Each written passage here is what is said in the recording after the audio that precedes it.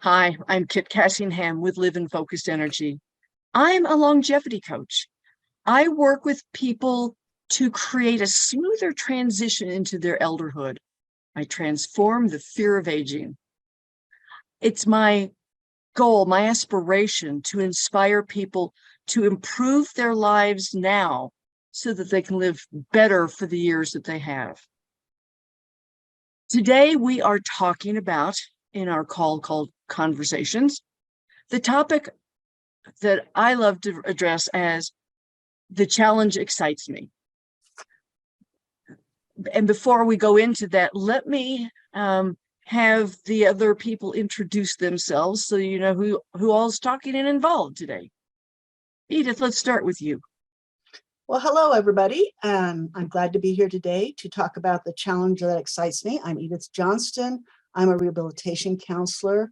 I'm a very diverse individual as far as who and how, but that has to do with the fact that I've worked with all kinds of individuals with disabilities as well as just everyday life issues. And my whole focus is not whether you can or can't do something, but how to accomplish whatever your outcome is desired. I love that, Edith. And I'm Alex Niel. I am your Get Your Life Back coach. And what I do is help achieving women who want to have it all, but are really feeling exhausted and unfulfilled. And I help them to create a life they love without having to choose between their career success and their personal well-being. Good. Dr. W, do you want to introduce yourself or do you want to be the silent man with the women? I'll introduce myself. I'm Corey. I'm an environmental consultant out in the Midwest. Just here as always to listen and learn and contribute where I can. Cool. And having interacted with all of you at different times, I know the contributions today are going to be great. So let's start by defining what is challenge. Or do you want me to talk about how I came up with that? What's going to be the best first? Oh, let's do that because then we can build on. Okay. I have been in a storytelling mastermind, and in one of the calls, it's been a couple of years ago now, somebody talked about I call it a mantra. Later, I started calling it an anchor, but it was something that she would repeat to herself first thing in the morning and sometimes through the day to keep her on track with her goal. And I liked that very much. So I thought about it and realized my anchor, my mantra is the challenge excites me. And I like to even work with my clients to help them come up with a phrase that will help them when they hit that wall, hit the challenge, become uncertain. So that they go, yes, my version would be the challenge excites me. And it's serendipitous that a year plus ago, I chose that topic for this month, and then later decided to walk the way of St. Francis in Italy, because I leave in a few days. And so there are some challenges in that. But you're excited. I am excited. Even when people say, but you could get hurt. What if somebody picks your pocket? Or what if you twist your ankle? I'll work through it. It won't happen. I've learned to be careful, which is how the challenge excited me. I don't want pickpockets, so I keep money in a secret place. I sleep with it. I shower with it. So yeah, and twisting an ankle, that can happen anywhere. Yeah. But I'll be prepared one way or another. So anyway. And let's be honest, with that hunchback contraption that you have, nobody's going to pick your pocket because they won't be able to find it. So you're good. Oh, please don't make it rain every day just so my pockets stay safe. The contraption that Alex is referring to is a rain poncho that I modified to be even more waterproof. So it's longer in the back as well as and equally in the front. I have sleeves and little mittens because usually when it rains, it's also cold in the mountains. So I will be warm and dry. It looks ridiculous, as if I care. Oh, it'll be styling as far as the rain's concerned. Well, I have said that maybe Italians won't let me back because of the new statement fashion statement I'm making. We'll see. So, all right. So with my introduction, what does challenge mean to you guys? Edith? Go on, Alex. Well, okay, I'll kick us off. So challenge for me is a couple of different things. It's the big things, but it's also the little things. It's the stuff that comes in and blindsides you when you least expect it. It could be an illness, it could be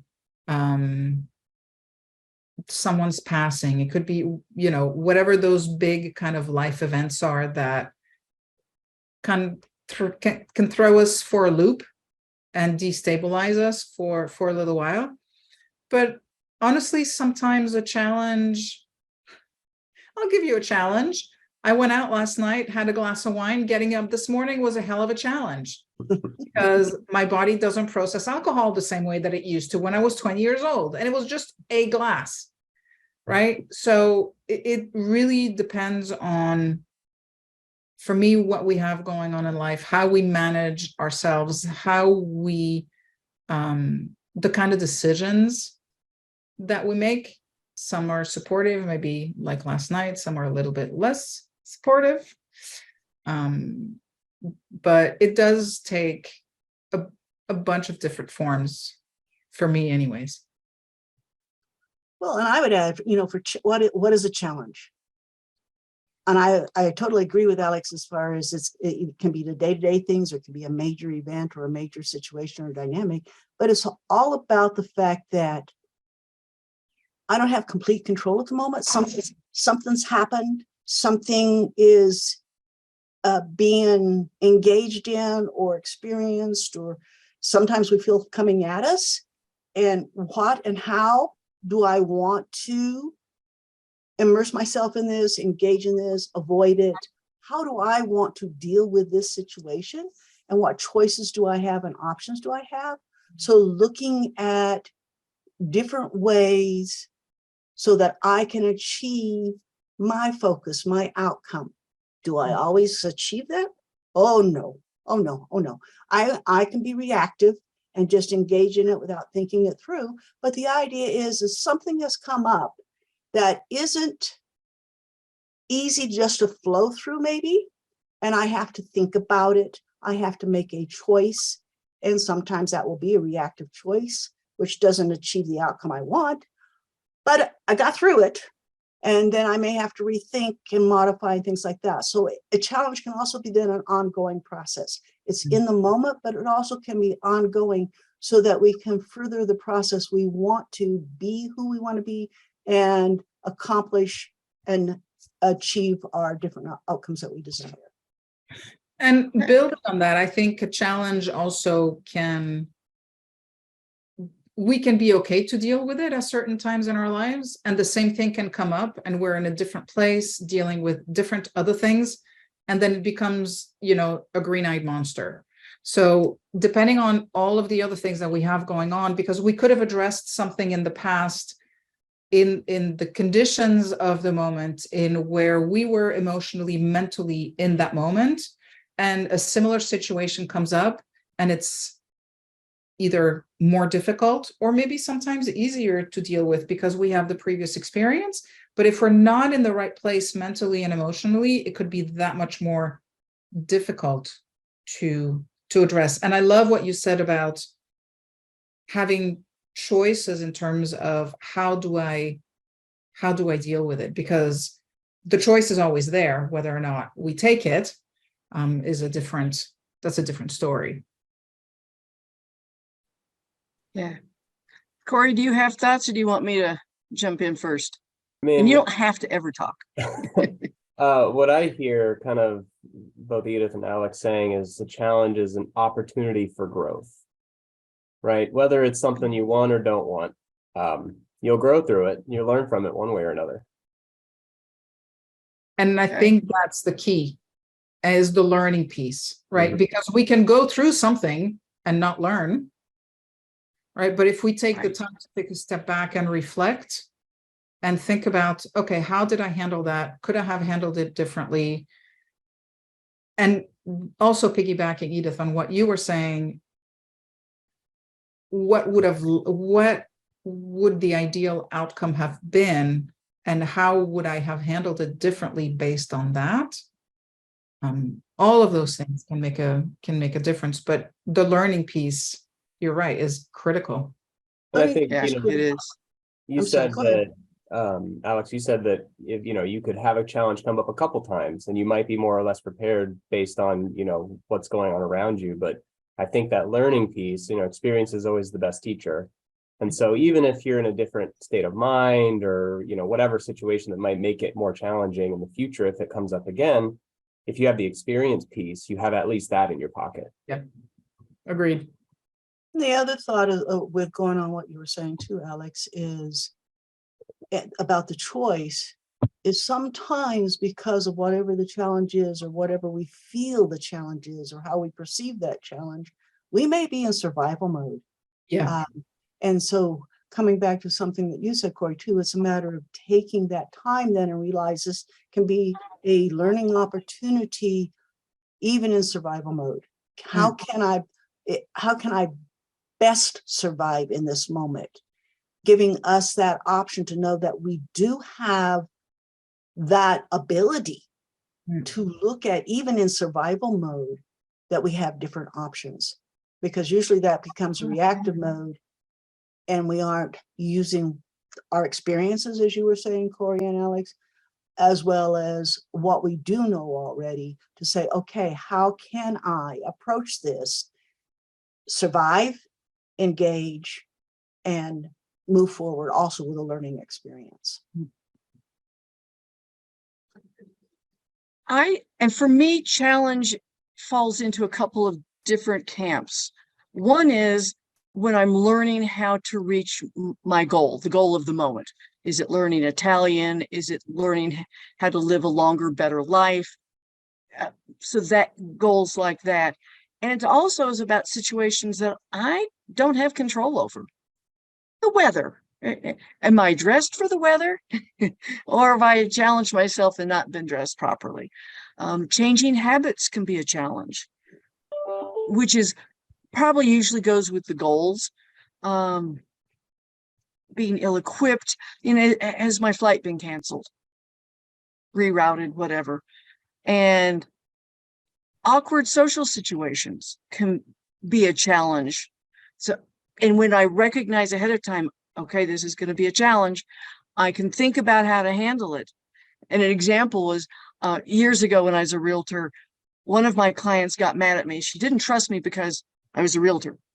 It kind of had me scratching my head about that. But we were going to a conference and I knew she was going to be there. And I said, okay, you've got to make this be pleasant and positive. Don't let it get out of control because she can be a little volatile. And we bumped into each other almost literally in the hotel hallway. It had a couple of bends and we came around the corner, and I'm so glad I'd practiced because I just said, hi, how are you? It's good to see you. See you later. And kind of left her stunned. And I was really glad that I'd faced that challenge with grace. It felt good. Edith, you already said this. We don't always succeed. Grace is not my middle name. Yeah. I think too, if I distill it down, listening to everybody's perspectives, there are two types, right? It's the challenges we choose for ourselves and the challenges that are Great. forced upon us by life, right? The unexpected things. And I think one of the interesting things that we can do is, how do I use what I learned from the challenges that I choose for myself to help me cope with the challenges that life puts on my plate that I wasn't necessarily expecting. So to take this on a slightly different tack, often we think of challenges as problems, and Yeah. you just helped highlight that it's not always a problem. Mm. A lot of people avoid challenges because it's hard. It's different. I don't want to quit eating that food or going to bed at that time because that's not what I've done. So it becomes a challenge, and will they embrace it or reject it? It's always interesting to see what people choose. Yeah, agreed. And part of it too, you use the word coping. And so when we go into that mode of can I cope with this, then we also come into the whole concept, because we feel it's out of our control, then we also then can go through an internal challenge and go through the emotional challenges of what that situation is, because of questioning, how can I cope? How can I manage? How can I make this go away? How can I get it so that it works for me? And in that case too, that internal challenge that we're facing at that particular moment, we need to acknowledge it and recognize it and still realize, and we've had discussions before about different mindsets, how we approach life, how we look at life. We're even doing that right now as we talk about how do we define challenge? How do we look at challenge? So when we're looking at those coping strategies and those internal challenges that are going on, remember, we can choose. And it's okay to experience those internal conflicts, those internal self-doubts. It's okay to experience them. But the main thing is that we want to be able to use it as a learning experience, use it as a impetus for movement, so that we can say, I'm not going to get stuck in this emotion. It's not just about how I'm feeling at the moment. That's a real emotion, but it's also about, what am I going to do about it? How am I going to handle it? And then looking, like each of you has said too, on past experiences and our past learning experiences and the abilities that we have developed, then going, not quite the same, but I've done this before. I've been able to get my boots on and go ahead and walk through the mud puddles. You know, the experience I had that helped me come up with my anchor of the challenge excites me. I mean, I tend to be an optimist, an infinite mindset person, or open mindset. There's so many terms for that. The hardest day of my first Camino was stepping out of the albergue, which is their word for dorm or lodging. And it was dark, stepped into cold, blowing rain. And my heart I tried to be chipper, but as I walked, I got colder and wetter, and my brain grumbled. Oh, and just, yeah, yeah, yeah, yeah, yeah. And I said, finally, it's going, no, you got to turn this around. You're going to make the day absolutely miserable, not just miserable, but horrid. You could turn it around and make this a fun adventure. It took a little while, but eventually I was embracing that I was walking in the rain. We stopped for coffee. I wrung my sleeves out and go, okay, I was wet. But the worst coffee on the Camino, all packaged snacks. It was just horrid. And I had a great time because I was with other people who were doing the same thing. And when we continued on the walk, I had a totally different frame of mind. And my walking partner that day took a picture of me at the crest of the pass, saying this, this is the top and we're this high. And then we started downhill, and I'm being blown forward. My poncho was kind of billowing out, and I had a big grin on my face. My husband said, you say this is the worst day of the trip, but you don't look like you're miserable. I said, exactly. I didn't want to look miserable. I didn't want to feel miserable. And So, I don't mean to laugh, but when you talked about your poncho billowing out, I had visions of Mary Poppins with her umbrella. That's what made me giggle. If I hadn't been wearing a heavy pack, I would have blown away. Yeah, it's a funny picture. So anyway,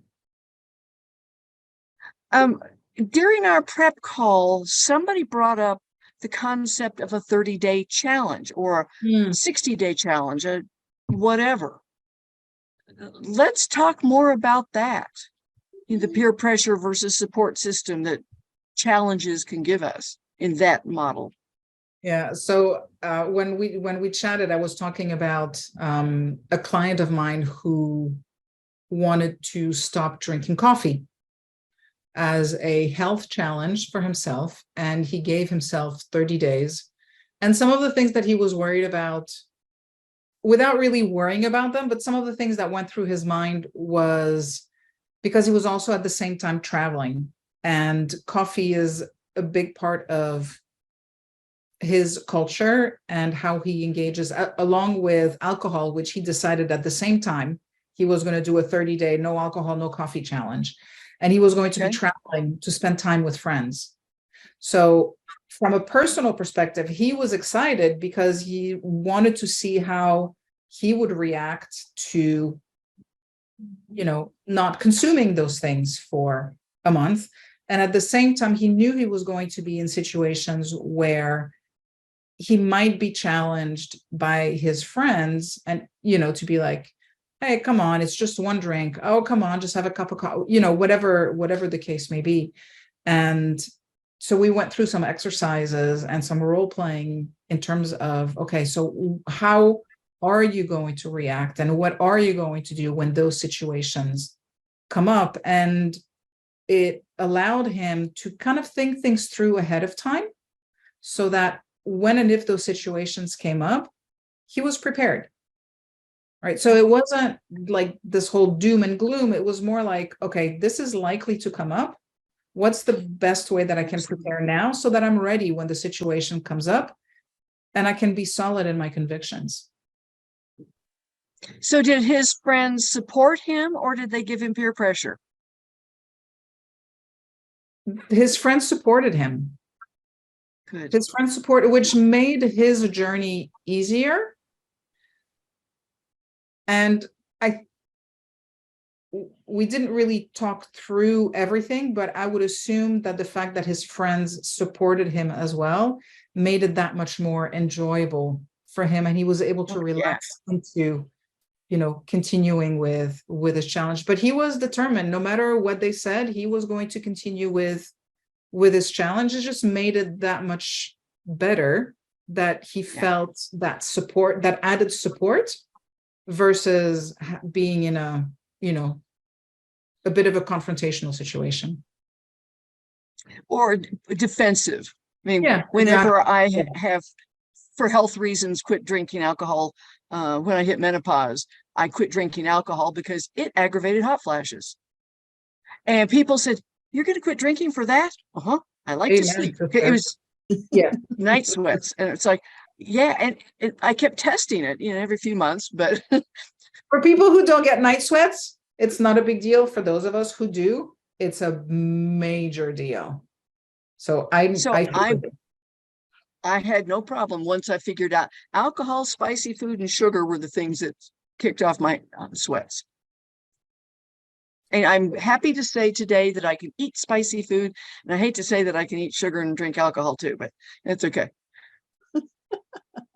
I think when we're talking about these 30 days and 60-day challenges, we're also setting up a situation that can be a win-win. Otherwise, we can make those changes, but we don't feel like we have to be perfect. We haven't committed to it forever and ever and ever and ever yet. We're going to do it for 30 days. Then we will see what we're doing. So it's a form of accountability. It's an accountability with ourselves. We know our why. We know what we want. So we've got that internal motivation, but by setting it in a way, let's see what happens for 30 days. And I can reflect, reassess, determine what the next 30 days will be. And it gives us more permission to not say, I have to do this absolutely and be perfect, or it's either all or nothing. We're setting it up so that we can be accountable and engage in the challenge with more of a potential for success. And I think what you said is important, Edith, in that we're setting it up as a container, right? It has a beginning, it has an end. It's not something that like when life throws us a curveball, it's not something that we don't know what the end is going to be or when the end is going to be. It's something that we have, again, control over how long, what are the bookends, right? When it starts, when it finishes. And part of what makes us humans is that desire to grow and that desire to progress and that desire to achieve, right? And when we can control the boundaries of that through a challenge, it kind of ticks all the boxes. It helps, but and looking back at Kit, what you were saying too on the rainy day thing, is you had made a commitment to make that journey. All Yep. right. And that was the first day. And also then when we look at it, it's the first day of no coffee. Let me say, and I'm not a coffee drinker, but I am a tea drinker. Okay. So it's still there's still the caffeine. I like my tea. And it's usually green tea. So, but that's beside the point. It's still, I like it. But that first day, mentally, emotionally, as well as physically, we're feeling or are prepared to feel that we're going to be just not good. And we're going, but if I make it through today, and also then, as you were saying, Kit, but this is what I committed to, and this is part of what it is. This is part of the journey. That's right. And having your system adjust is part of the journey, and accepting that allows us to feel comfortable with it and not do the all or nothing thing, not do the perfectionistic thing, and do the totally self-deprecation type of cycles that can happen. Most of us that will set challenges for ourselves, we are doing it. A lot of that is achievement oriented, but we also have challenges to remember that come because of life changes. So we need to set little challenges for us so we can have that healthier perspective. Right now I'm thinking of, and again, that has to my background with rehab counseling, is someone that finds out they're a diabetic. Okay. So again, this doesn't have to be all or nothing because the system fluctuates and things like that. What tool am I going to use? Okay. I usually like my cinnamon roll or a donut every morning. It's not an attitude of I'm going to give up all sweets yet, but I'm not going to have that cinnamon roll or donut every morning. And I start my day off then with less trigger from the sugar. So even then the rest of the day, the decisions become easier. So It's funny you say that. Oh, excuse me, go ahead. No, that's okay. Go on. I'm already having mental tantrums. Italians seem to want to have a stuffed croissant, a sweet roll or something, and coffee for breakfast. I'm used to having protein. And I'm going, what do you mean I don't get protein? Oh, yeah. I'm going to deal with it. But my poor little brain is just having a little temper tantrum up in my skull. And when I've been getting ready for my pilgrimages, if it's rainy, snowy, cold, I go, I'm not going to walk today. But you will on the Camino. I said, yeah, on the Camino I have to. I've committed to it. Mm-hmm. I don't have to train in that kind of weather if I don't want to. Yeah. No sense in making yourself miserable until you're in the thick of it. Exactly. Exactly. Except you are going prepared. You do know what the experience is like. So it's not like, and if you were out, already started your walk for today, because you're in Colorado, remember, 10 seconds and the weather can change. If you were already out on your hike or something like that, you wouldn't say, what am I going to do now? You would just go ahead and work with it, even if you got a rainfall that fell down in a deluge. You'd still keep going. Yep. It's a matter of that. Right. You're right. What do you do? Well, I could pick up the phone and call my husband. Could you come find me and get me out of this? Yeah. Yeah. And I guess I say that because I'm saying that it's a choice you can make, but it's not that you're not looking at your long-term goal or your long-term commitment of that 28-day adventure. without saying I can be prepared for those things. And it won't be a horrible type thing. It's just that right now I can do it in littler steps. Yeah. Yeah. So how do you guys react to challenge in general? I mean, are you open-minded? Do you embrace challenges? Do you have to kind of talk to yourself a little bit? I mean, where do you fall on this long spectrum of possible emotions or reactions? Well, when Edith, I look at go Alex, go for it. Oh, okay. When I look at challenges, we were talking about words and mindsets and things like that. And we looked at the concept that problems is more negative, challenges is more positive, but it still has that connotation about it as can I or can't I, or will it work or won't it work, that kind of thing.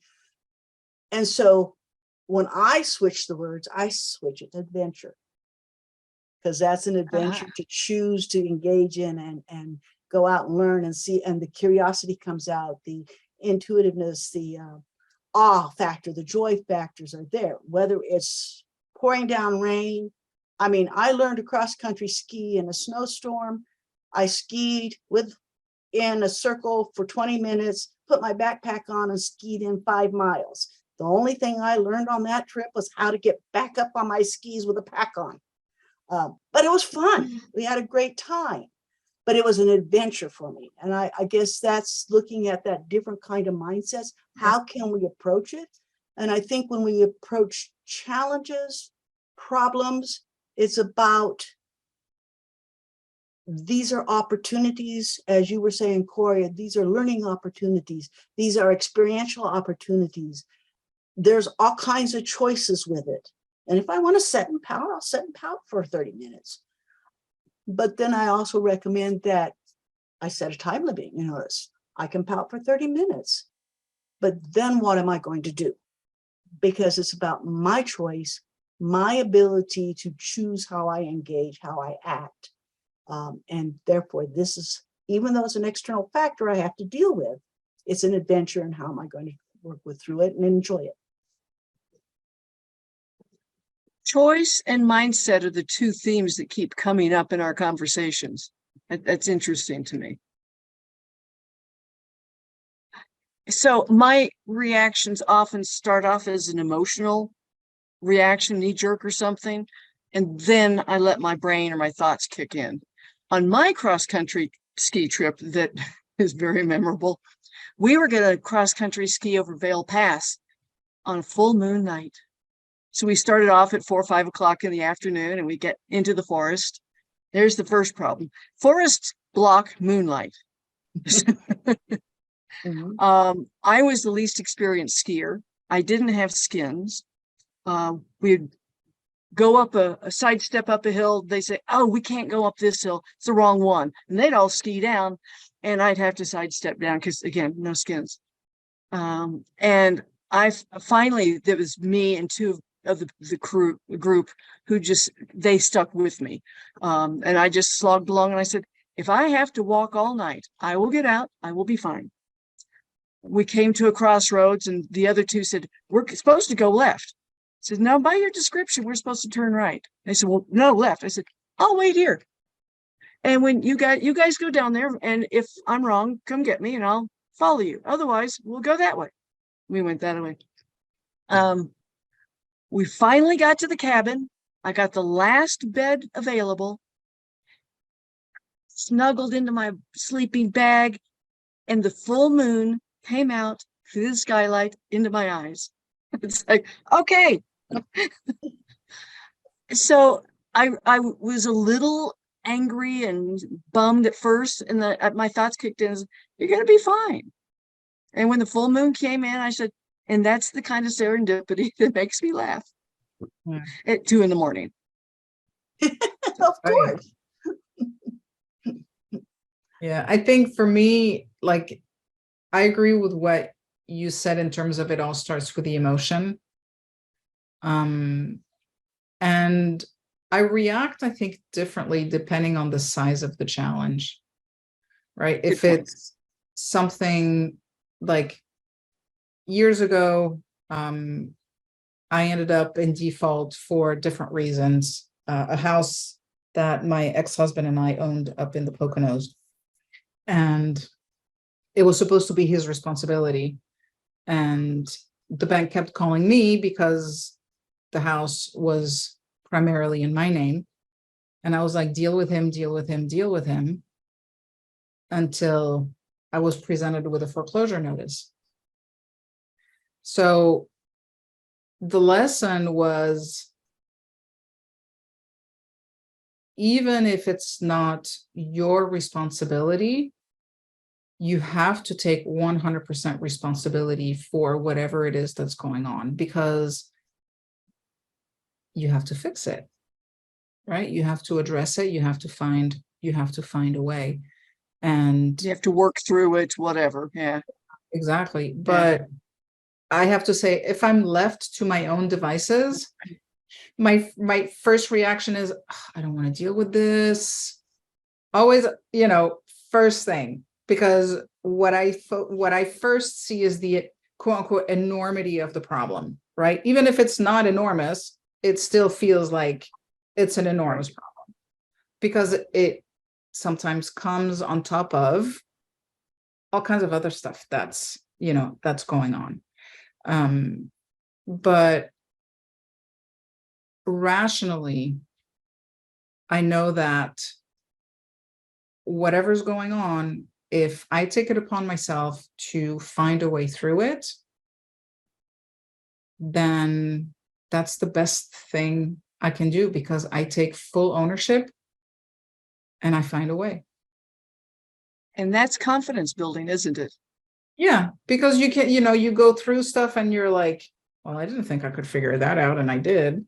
So, when the next daunting things comes around, it's like, okay, well, you know what? I made it through that. I can make it through anything. So, yeah.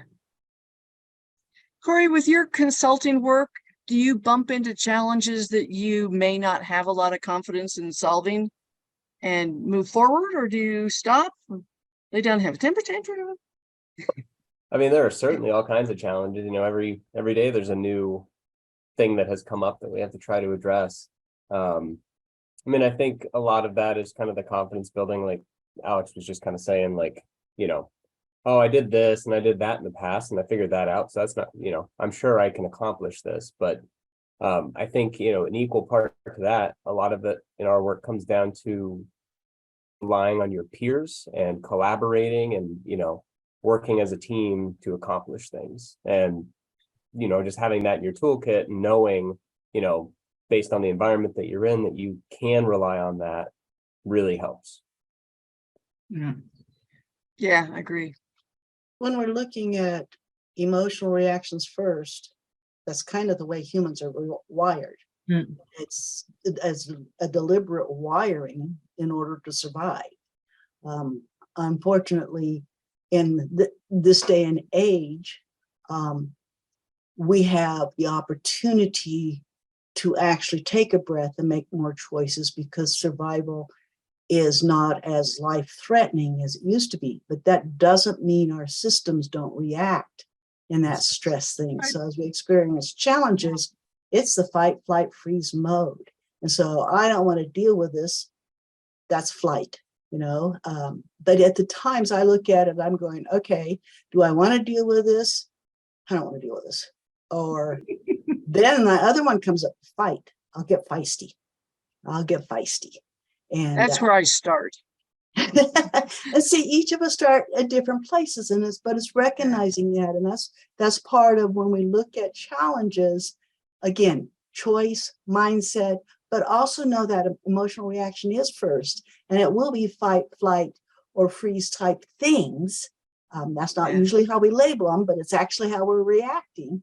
And then making those choices and being able to say, okay, this is how I want to do this at the moment. This is who I want to be. And so that just making that is a challenge. Just making that decision and being able to engage in life that way is a challenge in itself. I think there's an element of, do we react or do we respond? And I think that's piggyback on Edith, what you were just saying is what happens when I'm presented? Do I react? It could be somebody says something nasty. Okay. Do I react or do I just respond? And that's that beat that we get to take between the stimulus and the response is The pause. yeah. It's really important. Yeah. And I guess as coaches or counselors, we often are getting people who are stuck in that freeze mode. Well, in the spectrum of fight, flight, freeze, and to help them work through it so that they can move on. Life is about, in my opinion, moving on and making the best of life. And I would just fine tune that for moving on, and then you guys can go ahead and talk to just moving. Okay, so that if you move, then you can make the choices. But see, moving on leads to expectations, which can also create then the cycle of getting back into the stress mode and stress reaction. That's the only reason why. Little tiny things like that can make a difference in how we engage. Language is real important. Yep. Yeah, and I was just going to say, sometimes we also can find ourselves in a situation where we blame, right? And when we blame, it just completely takes the ownership away from us, and it completely takes the control that we have in addressing the challenge. Gives it away. It's the onus elsewhere, except for us, when even if it's not something we can control, even if it's not something that is our fault, even if it's just something random, going back to the idea of I can choose how I address this, and I can choose to take responsibility, even if the responsibility isn't mine to bear. We can get on with things more easily, and we take our control back, right? Because we're like, well, if I take this, I get to see it through the way that I want to see it through. There's a gift in that decision. Yeah. Yep. So there is opportunity and challenge if we choose to see it, embrace it, act on it. Yeah. No doubt. So do any of you have, has this conversation inspired you to have a mantra or an anchor that helps motivate you to face your challenges, embrace them, whatever, or about anything in life? Do you have a mantra or an anchor that helps you? So I'm going to go with what we were talking about the other night, which is to just trust the process and let go of the expectation. Release the outcome. Trust the process, release the outcome. It will be what it will be. And just trust that I can make it through. And Give it your best. Give it my best. And whatever comes out of that, ideal. Yeah. I look at it, and then I'm interested in hearing Corey's, but I look at it as, again, can I or can't I? That's not the question.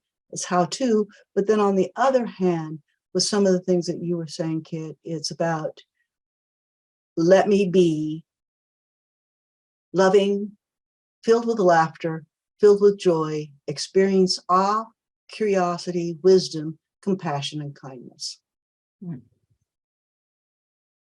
And so that's, that's the guiding thing too. That's how I want to experience life. So those are words that are important to me because, again, of what they mean to me. And that's what I look for. So with that guiding and the guidance of, I'm not asking whether I can or can't. I got to figure out how to. Yeah.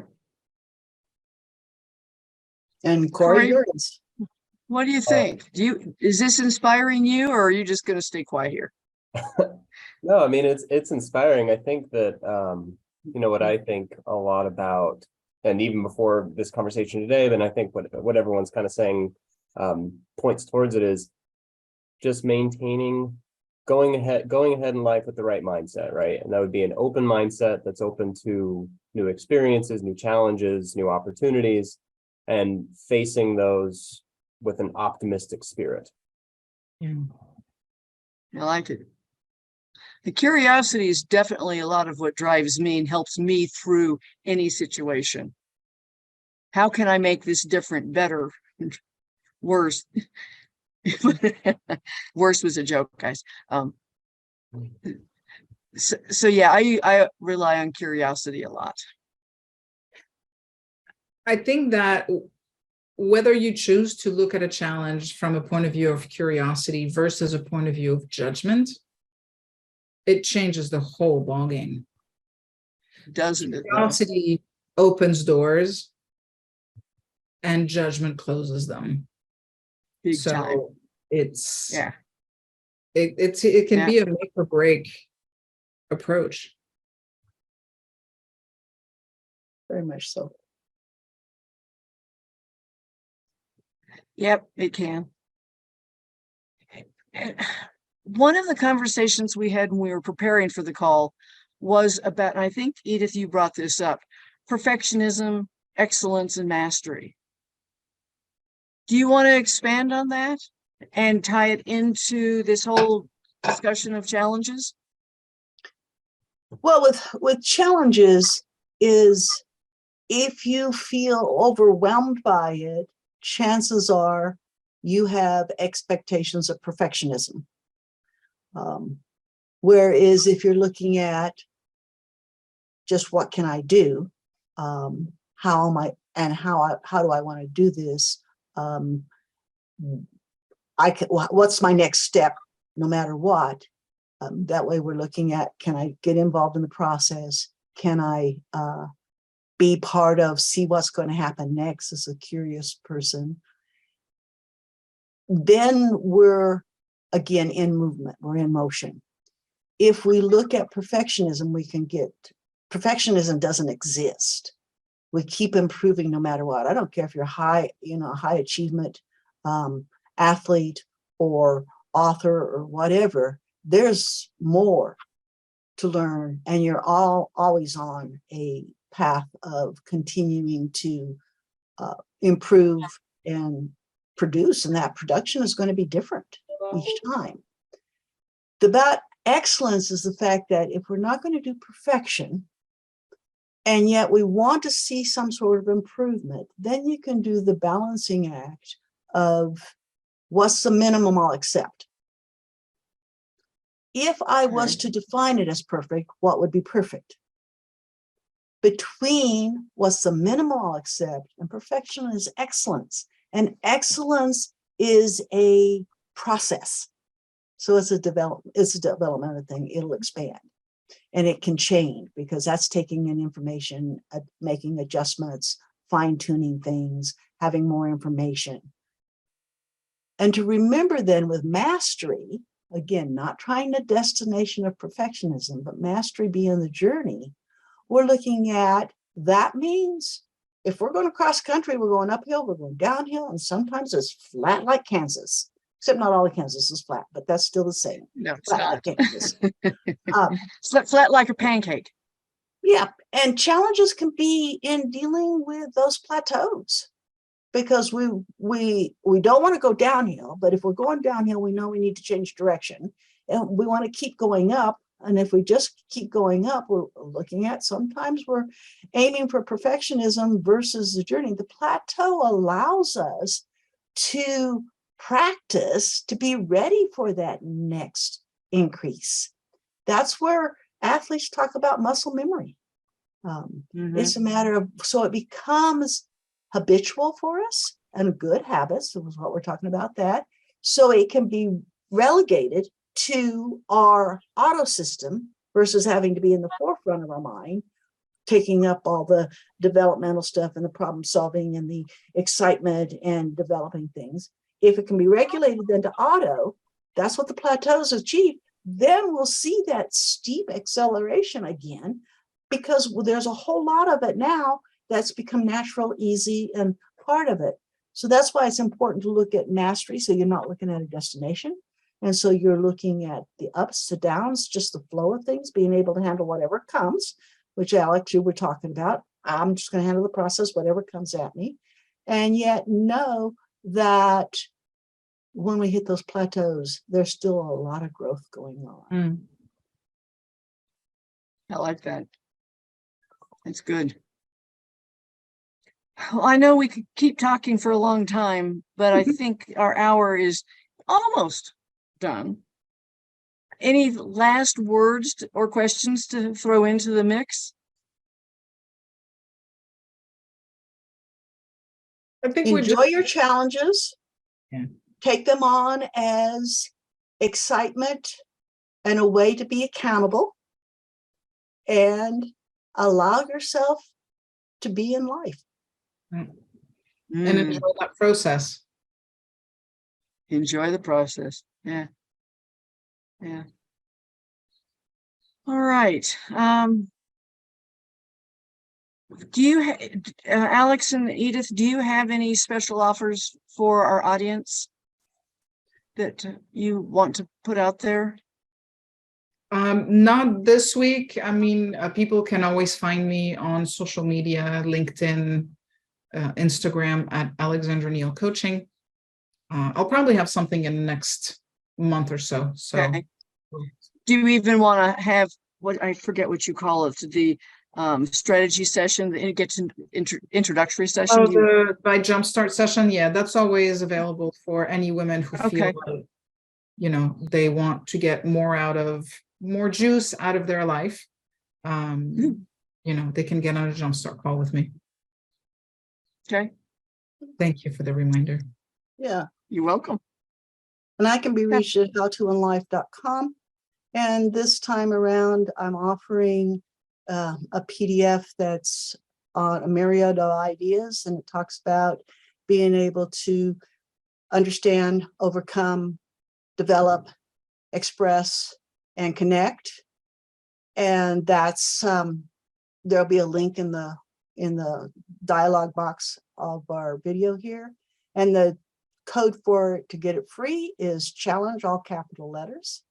And then also just take a search around and look at howtoinlife.com and see what other questions might arise for you. And it's a site that has a lot to offer, so they'll find some good treasures, as with Alex's stuff. And I'm offering YOS Discovery. It's not free, but it's a quick 10-minute discovery session, electronic on the computer, and then we have a conversation about it so that you know why you do what you do, how you do it, and what it is the world can expect from you. And I don't mean expect like I expect you to do, but you know, just knowing what you give to people by being who you are. So I'm Kit Cassingham with Live in Focused Energy, a longevity coach. I work with people to help them have smoother transitions into elderhood. I love helping people transform their fear of aging. It baffles me, surprises me that people are afraid of aging. And then I look at the seniors around me or the people, it's not even seniors. There are a lot of people who aren't aging well. And I think, no wonder people are afraid of aging. So I want to inspire people to live better so that the extra years they have, they can be healthier, happier, more productive. And more productive could be just taking care of grandchildren or animals at the shelter or your hobbies, anything. So. Right. Cool. And I'm Alex Niel. I am your Get Your Life Back coach, and I help high achieving women who want it all but are exhausted and feel unfulfilled, helping them to create the life that they love without having to choose between their career successes and their personal well-being. Excellent. And Edith, if you want to do a wrap up, you're welcome to. And if you don't, I'm Edith Johnston, a rehabilitation counselor, diverse counseling, eclectic. My focus at the moment is well-being, and that is how can you live the healthiest life mentally, emotionally, and spiritually, and what tools are available to you to enhance that in engaging in life. wow, excellent. All right. How about you, Corey? Do you have any environmental tips to share with us? Don't pollute the water. Don't what? Don't pollute the water. Thank you. Got it. As you wish, sir. All right. Well, next month, our topic is fail to succeed. Ooh. So it'll be a fun conversation. Stay Plenty of tuned. stories. Yeah. All right. So we'll All talk to everybody next month.